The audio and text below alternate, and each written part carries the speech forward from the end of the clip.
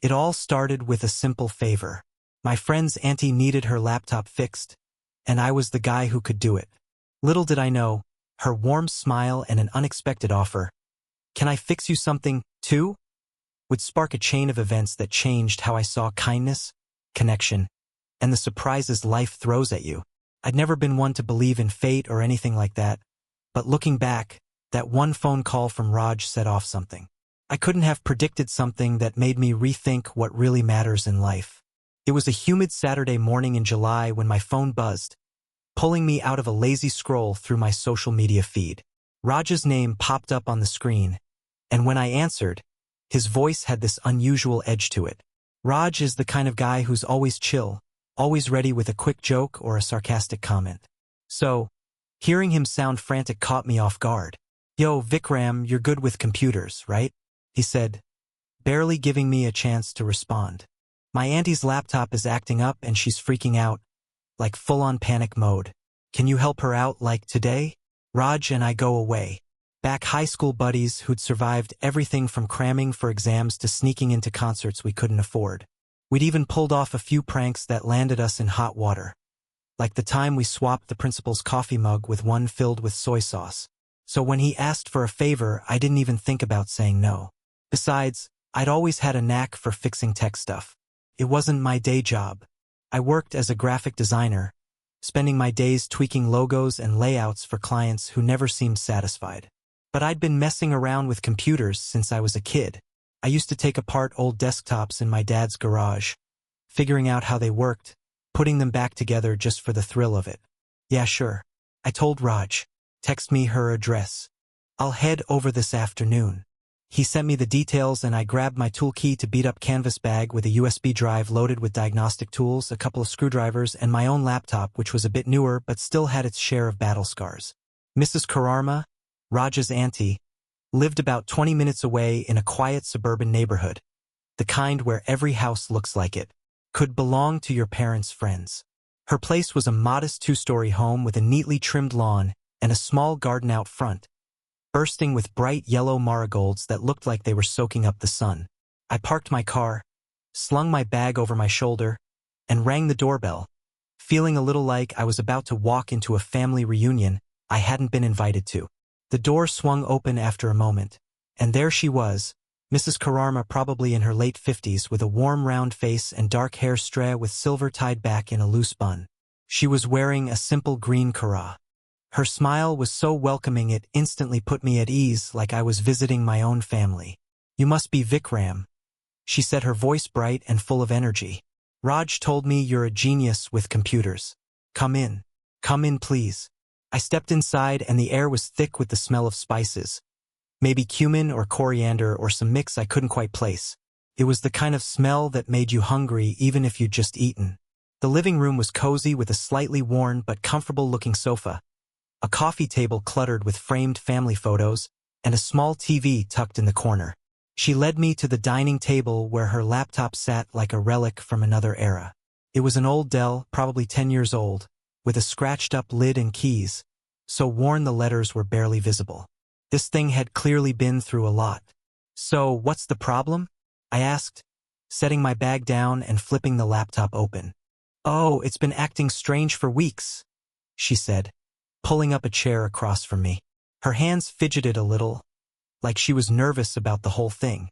"It's so slow, and sometimes it just freezes completely.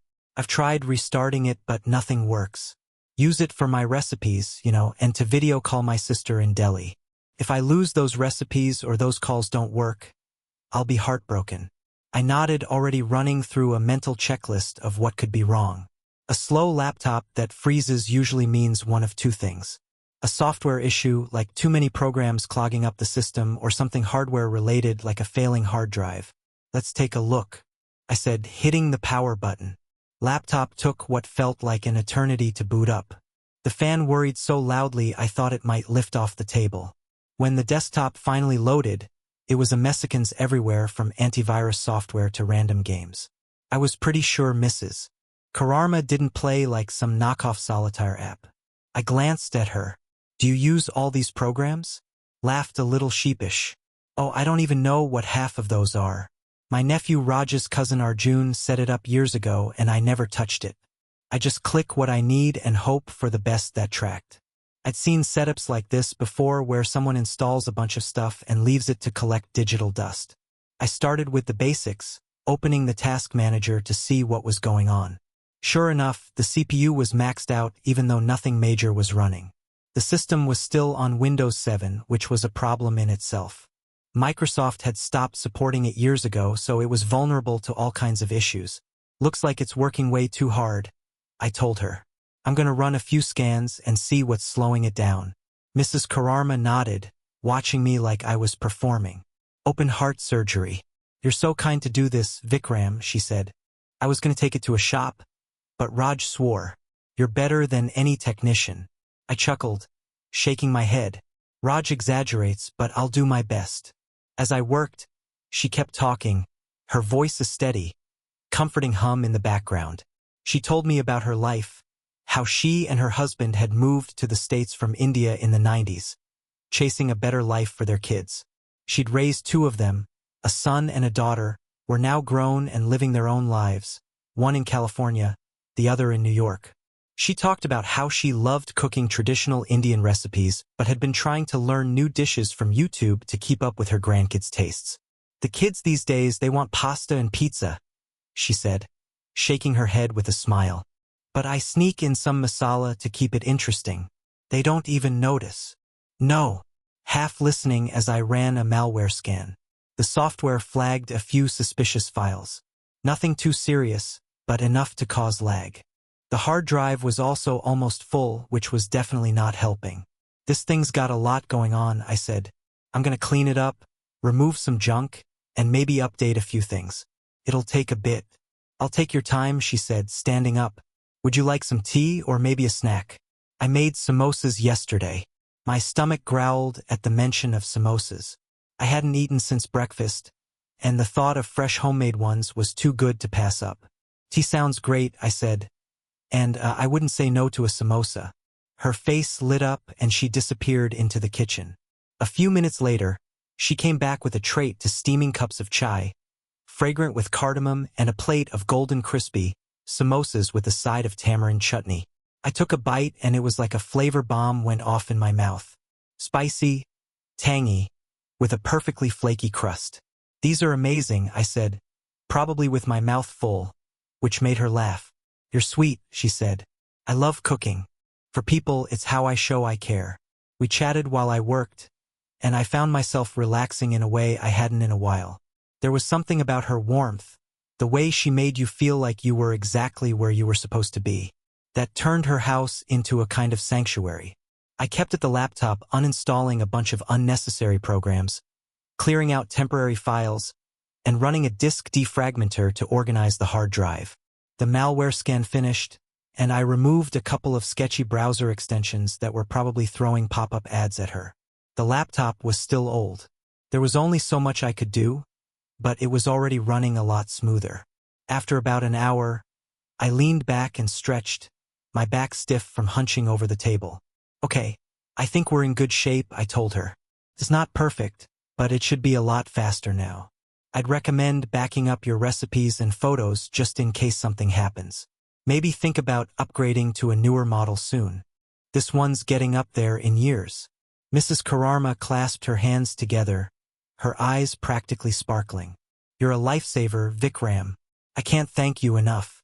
Then she tilted her head, a playful smile creeping across her face. You fixed my laptop. Can I fix you something too? Maybe dinner? Or I could teach you how to make those samosas. Hey, laughed, caught off guard by the offer. I don't know if I'm cut out for cooking, I said. More of a microwave dinner guy. Nonsense, she said, waving a hand dismissively. Everyone can cook. Come back tomorrow and I'll show you. It's the least I can do. I hesitated for a second. My week was already packed. Deadlines at work, a client project I was behind on, and a million other little things I'd been putting off. But there was something about her offer, the way she made it sound like it wasn't just about food, but about spending time together that felt impossible to turn down. It wasn't just the promise of samosas. It was the way she made me feel like I belonged there, like I was more than just the guy who showed up to fix her laptop. "All right," I said finally, grinning. "Tomorrow works." The next day, I showed up at her place around 6 o'clock in the evening. A mix of curiosity and nerves bubbling in my chest. I'd never really cooked anything beyond instant noodles or the occasional scrambled egg, and the idea of learning from someone like Mrs. Kararma, who clearly knew her way around a kitchen, was a little intimidating. When I walked in, the house was filled with the smell of roasted spices and fresh herbs, like stepping into a warm hug. She was already at the counter, chopping onions with the kind of precision you only get from years of practice. "Ready to learn?" she asked, handing me an apron. It was bright red with little chili peppers printed all over it, and I couldn't help but laugh as I tied it on. Feeling like a kid playing dress-up, we started with samosas, which it turns out are a lot harder to make than they look. She walked me through the dough. First, flour, water, a pinch of salt, and a bit of oil. "You have to knead it until it's smooth," she said, guiding my hands as I pressed into the dough. "It should feel soft, like a baby's cheek." My dough looked more like a lumpy pancake than her perfectly round ball. But she didn't judge. She just kept talking, telling me stories about her childhood in India, how her mother used to make samosas for every festival, and how the whole family would gather in the kitchen to help. "It wasn't just about the food," she said. "It was about being together." As we moved on to the filling potatoes, peas, and a dizzying mix of spices, I couldn't keep track of started to loosen up. There was something calming about the process. The way the kitchen filled with the warm, earthy smell of cumin and turmeric. The way her voice carried this quiet wisdom that made me feel like I was learning more than just a recipe. She told me about her husband who'd passed away a few years ago, how cooking had been her lifeline through the grief. "Food is love," she said, stirring the filling with a wooden spoon. "When you cook for someone, you're giving them a piece of your heart." By the time we got to shaping the samosas, I was a mess flour on my shirt, dough stuck to my fingers, and my samosas looking like they'd been through a war. They were lopsided, some leaking filling. But Mrs. Kararma insisted they were perfect. We fried them up, and when we sat down to eat, dipping them in tamarind chutney and sipping more of her cardamom-laced chai. I couldn't believe I'd had a hand in making them. They weren't pretty, but they tasted decent. And that was enough to make me feel like I'd accomplished something. That night, as we ate, I felt lighter than I had in weeks. Work had been rough lately. Clients nitpicking every design, deadlines, piling up, and this nagging feeling that I was just going through the motions. But sitting there listening to Mrs. Sharma laugh and tell stories about her kids' childhood antics, or the time she accidentally set a dish towel on fire while trying to impress her in-laws, I felt grounded. It was like the world outsider. Kitchen with all its stress and noise didn't exist for a little while. Over the next few weeks, I found myself going back to her house more often than I expected.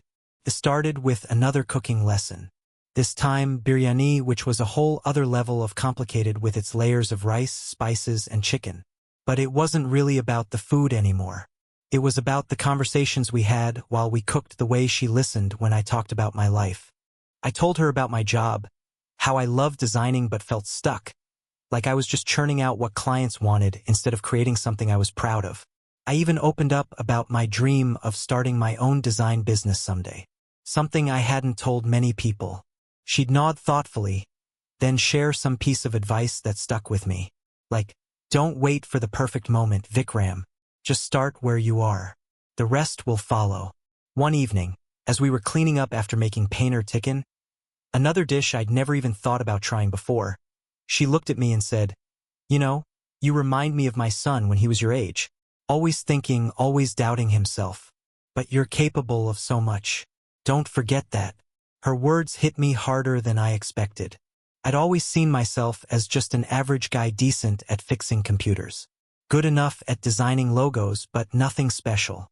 But the way she said it with this quiet, unshakable confidence made me start to believe it.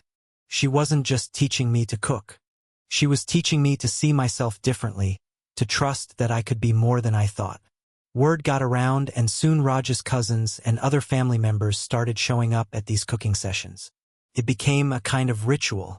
Every Sunday we'd gather at Mrs. Kararma's, cook something new, talk about everything under the sun, from politics to the latest Bollywood movies. There was Arjun Raj's cousin who'd set up the laptop years ago, now a software engineer who loved debating tech trends. There was Priya, Mrs. Sharma's niece, who was in college and always had some hilarious story about her professors. And then there was Mrs. Sharma's sister-in-law who'd drive in from the next town over just to join us. The kitchen would be chaos, pites, clanging, spices spilling, everyone talking over each other. But it was the good kind of chaos. It's the kind that made you feel alive. I wasn't just the computer guy anymore. I was part of something bigger, a community that felt like family. We'd sit around the dining table after cooking, plates piled high with whatever we'd made. Aloo par the one week, butter chicken the next, and the conversation would flow, like we'd all known each other forever. Mrs. Sharma would always be at the head of the table, smiling like she was exactly where she wanted to be. She'd tell us stories about her life in India, about the festivals she missed, the way her mother's kitchen always smelled of ghee and cardamom. But she also listened, really listened. When we talked about our lives, I told her about a big project I'd landed at work, one that could be a stepping stone to something bigger. And she cheered me on like I'd already succeeded. One Sunday, as I was helping her chop vegetables for carrots, potatoes, and green beans, all lined up in neat piles, I realized how much had changed since that first day I'd come to fix her laptop. I'd been so caught up in my own world, work, stress, the endless grind, that I'd forgotten how good it felt to connect with someone, to share a moment that wasn't about deadlines or screens. Mrs. Sharma had given me more than just recipes. She'd given me a reminder that life is about the small things, the laughter, the stories. She'd shown me that you don't need grand gestures to make a difference. Sometimes it's just about showing up, sharing a plate of food, and listening.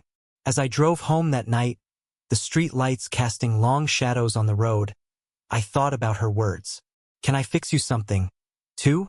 Back then, I thought she just meant dinner or a cooking lesson. But now I saw it differently. She'd fixed something in me, a part of me that had been running slow, like her old laptop, weighed down by doubt and routine. She'd reminded me that I wasn't just a guy who fixed computers or designed logos. I was someone capable of more, someone who could build something meaningful, whether it was a samosa or a business or a connection with another person. And in return, I hoped I'd fix something for her too. Even if it was just a little company, little laughter to fill the quiet moments in her house. Looking back, that simple favor for Raj changed more than I ever could have imagined. It wasn't just about a laptop or a plate of samosas. It was about finding a friend when I least expected it. Someone who saw something in me I hadn't seen in myself. It was about learning that the smallest acts of kindness, fixing a laptop, sharing a meal, can ripple outward, creating connections that make life a little brighter, a little fuller. And as I pulled into my driveway that night, I couldn't help but smile, thinking about the next Sunday, the next dish, the next story we'd share. Because with Mrs. Sharma, I'd learned that life's surprises are often the best part, and sometimes all it takes is one warm smile to set them in motion.